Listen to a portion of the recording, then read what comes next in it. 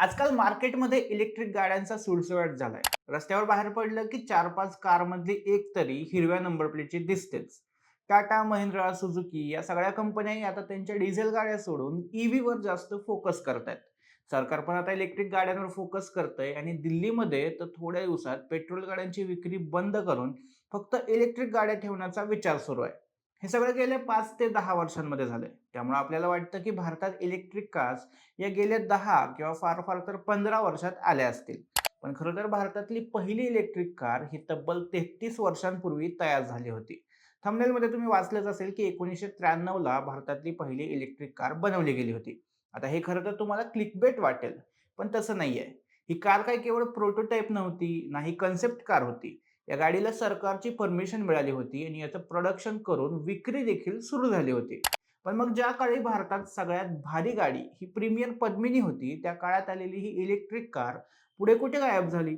एवढी ॲडव्हान्स गाडी असूनही ती फ्लॉप कशी काय झाली आणि यामध्ये नेमकं कुठे काय चुकलं? हे सगळं आपण आजच्या व्हिडिओमध्ये पाहणार आहोत. तेव्हा व्हिडिओला सुरुवात करूया. तुम्ही चॅनलला सबस्क्राईब करून घ्या. मी सुदेश आणि तुम्ही पाहताय टेक भारी. 90च्या दशकाच्या सुरुवातीला म्हणजे 1991 मध्ये भारतात ग्लोबलायझेशन सुरू झालं होतं. विदेशी कंपन्या भारतात येत होत्या, मार्केट ओपन होत होतं आणि भारतीय ऑटोमोबाईल क्षेत्राचा विचार केला तर त्यावेळी आपल्याकडे मारुती सुझुकीचं वर्चस्व होतं. वर्चस्व काय, मोनोपॉलीच होती म्हणा.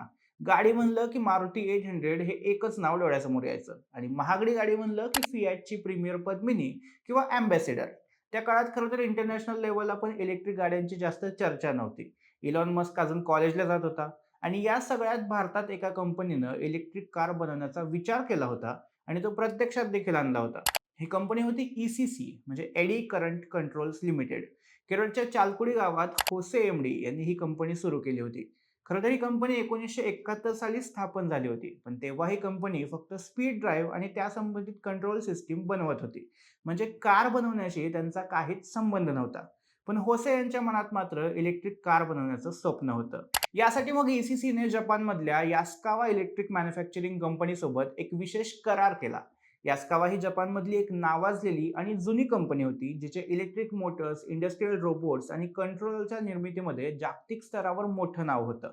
या दोन कंपन्यांच्या संयुक्त प्रयत्नातून एक छोटी, 2 प्रवासी बसू शकतील अशी आणि सगळ्यात महत्त्वाचं म्हणजे पर्यावरणाला कोणतीही हानी न पोहोचवणारी कार तयार करण्याची संकल्पना पुढे आली. या संकल्पनेला जेव्हा प्रत्यक्ष आकार मिळाला, तेव्हा जन्माला आली भारताची पहिली इलेक्ट्रिक कार लवबर्ड. या कारचं लॉन्चिंग देखील अगदी दिमाखात करण्यात आलं होतं. नवी दिल्लीमध्ये प्रगती मैदानावर ऑटो एक्स्पो आयोजित करण्यात आला होता. देशातला हा सगळ्यात मोठा ऑटोमोबाईल इव्हेंट असतो. त्याच एक्स्पोमध्ये पहिल्यांदा लवबर्डला जगासमोर आणि भारतीय जनतेसमोर सादर करण्यात आलं. ही कार येण्यापूर्वी इथल्या लोकांना फक्त पेट्रोल डिझेलवर चालणाऱ्या, धूर सोडणाऱ्या आणि भरपूर आवाज करणाऱ्या गाड्या माहिती होत्या. त्यामुळे ही बॅटरीवर चालणारी, चार्जिंगवरची आणि सायलेन्सर नसलेली कार लोकांना एखाद्या जादूसारखी वाटत होती. या कारने फक्त लोकांचंच नाही तर सरकारचंही लक्ष वेधून घेतलं होतं. भारत सरकारच्या तत्कालीन मंत्रालयाकडून देखील या कारला लगेच मंजुरी मिळाली. सोबतच भारत सरकारच्या ऑटोमोटिव्ह रिसर्च असोसिएशन म्हणजे ARAI ने देखील गाडीची तपासणी करून तिला रस्त्यावर ऑफिशियली धावण्यासाठी ग्रीन सिग्नल दिला. आता बघूया ही कार नेमकी कशी होती. लवबर्ड ही एक 2 सीटर कार होती, म्हणजे गाडीमध्ये एका वेळी केवळ 2च व्यक्ती बसू शकत होत्या. तसं पाहिलं तर सिटी ट्रॅफिकमध्ये चालवण्यासाठी आणि लहान जागेत पार्क करण्यासाठी ही परफेक्ट कार होती. या कारची बॉडी फायबर ग्लास पासून बनवली होती. हे वजनाला हलकं असतं, त्यामुळे गाडीचं वजन कमी होतं आणि बॅटरीवर जास्त लोड येत नव्हता. बॅटरीच्या बाबतीत बोलायचं झालं तर या कारमध्ये लेड ॲसिड बॅटरी वापरण्यात आली होती. आजकालच्या इलेक्ट्रिक कार्समध्ये लिथियम आयन बॅटरी असते, पण ही टेक्नॉलॉजी तेव्हा तेवढी ॲडव्हान्स नव्हती आणि स्वस्त तर अजिबात नव्हती. त्यामुळे लीड ॲसिड हाच एक चांगला पर्याय होता. ही बॅटरी फुल चार्ज केली की साधारणपणे 60 किलोमीटरची रेंज द्यायची आणि गाडीचा टॉप स्पीड 40 किलोमीटर होता. आता तुम्हाला वाटेल की 60 किलोमीटर रेंज आणि 40चा स्पीड हे खूप कमी आहे. पण त्या काळी it was more than enough. Battery full charge होण्यासाठी 8 ते 10 तास लागायचे आणि कुठल्याही 15 एम्पियरच्या प्लगवर ती आरामात चार्ज होत होती. टेक्निकली पाहायला गेलं तर त्या बाबतीत देखील ही कार ॲडव्हान्स होती. यामध्ये एक खास इलेक्ट्रॉनिक चॉपर कंट्रोलर बसवण्यात आला होता. यामुळे गाडी चालवताना एकदम स्मूथ एक्सपिरियन्स मिळायचा. म्हणजे ॲक्सेलरेटरवर पाय ठेवला की पेट्रोल डिझेल गाड्यांप्रमाणे जर्क बसत नव्हता. तर ही गाडी अगदी स्मूथली स्पीड पकडायची. यासोबतच गाडीला 4 गिअर्स आणि एक रिव्हर्स गिअरही दिला होता. त्यामुळे ओव्हरटेक करताना गाडीला पुरेसा टॉर्क मिळत होता. कारचं डिझाइन अगदी बॉक्ससारखं आणि कॉम्पॅक्ट होतं. पण तेव्हाच्या काळात ते एकदम युनिक, अट्रॅक्टिव्ह आणि फ्युचरिस्टिक वाटत होतं. बाकी ब्रेक्स आणि सस्पेन्शन देखील उत्तम होते. पण एवढी भारी गाडी, एवढी फ्युचरिस्टिक आणि इको फ्रेंडली गाडी पुढे गायब कशी झाली? ही कंपनी मोठी का नाही झाली? या प्रश्नांची उत्तरं खरं तर खूप वेगळी आहेत. सगळ्यात मेन कारण तर ही कार काळाच्या खूप पुढे होती. लवबर्डचं अपयश हे खरं तर कारच्या तांत्रिक चुकीमुळे नव्हतं, तर तेव्हाच्या परिस्थितीमुळे झालं होतं.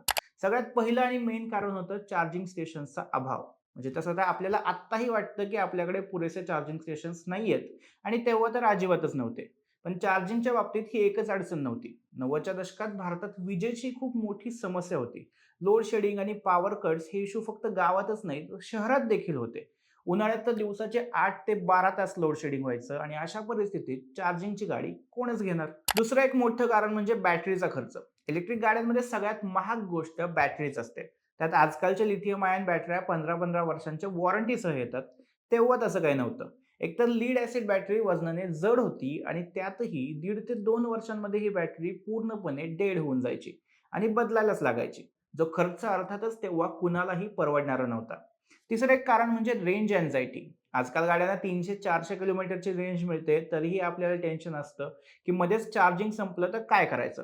मग लव्ह बर्डला तर फक्त 60 किलोमीटरची रेंज होती. त्यामुळे तेव्हा लोकांना याबद्दल चार्जिंग अँक्झायटी, रेंज अँक्झायटी येणं स्वाभाविक होतं. शिवाय अशी कार घेऊन फायदाच काय, ज्यानं तुम्ही दुसऱ्या गावाला जाऊ शकत नाही.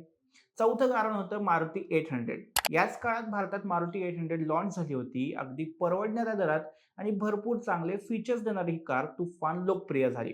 याला ना रेंजचं टेन्शन होतं, ना बॅटरी बदलण्याचं, ना चार्जिंगचं. त्यामुळे साहजिकच लोक मारुतीकडे वळाले. पाचवं आणि सगळ्यात महत्त्वाचं कारण होतं किंमत. या कारची किंमत नेमकी किती होती याबद्दल काही रेकॉर्ड्स नाहीयेत. पण सुरुवातीच्या काळात सरकारने या कारवर हजारो रुपयांची सबसिडी दिली होती. त्यामुळे स्टार्टला ही कार लोकांनी घेतली सुद्धा. पण नंतर सरकारने ही सबसिडी बंद केली आणि त्यामुळे लवबर्डची किंमत एका झटक्यात हजारो रुपयांनी वाढली. त्यामुळे मग लोकांनी या कारकडे पाठ फिरवली ती कायमचीच. कंपनीने मोठ्या उत्साहाने कारचं उत्पादन सुरू केलं होतं, पण काही मोजक्या गाड्या विकल्या गेल्या. बाकी सगळ्या धूळखात पडल्या. ज्या लोकांनी गाड्या विकत घेतल्या होत्या त्यांनाही पुढे स्पेअर पार्ट्स आणि सर्व्हिसिंगसाठी अडचण येऊ लागली. या सगळ्या गोष्टींमुळे मग लवबर्डचं उत्पादन बंद करण्याचा निर्णय कंपनीने घेतला आणि नंतर ही गाडी लोकांच्या आठवणीतून देखील पुसली गेली. लवबर्डचा प्रवास तिथेच थांबला असला तरी भारतातल्या इलेक्ट्रिक कारचा प्रवास तिथे थांबला नाही. पुढे 2001 साली चेतन मैनी यांनी रेवा ही भारतातली पहिली यशस्वी इलेक्ट्रिक कार तयार केली. ही कार भारतात तर गाजलीच, शिवाय 26 देशांमध्ये देखील पोहोचली. या कंपनीला पुढे महिंद्राने विकत घेतलं आणि आता महिंद्रा सोबतच इतर बऱ्याचशा कंपन्या इलेक्ट्रिक कार निर्मितीत एकदम पुढे पोहोचल्यात. आता जेव्हा आपला देश ईव्ही हब बनण्याच्या दिशेने प्रवास करतोय, तेव्हा या सगळ्या प्रवासाची सुरुवात करणाऱ्या लवबर्डची आठवण नक्कीच ठेवायला हवी. बाकी मित्रांनो, तुम्हाला या गाडीबद्दल आधी माहिती होती का? आणि आजच्या काळात लवबर्ड सारखी कॉम्पॅक्ट इलेक्ट्रिक कार लॉन्च झाली तर तुम्ही ती घ्याल का? तुमची मतं आम्हाला कमेंटमध्ये नक्की सांगा आणि टेक भारीला सबस्क्राईब करायला विसरू नका.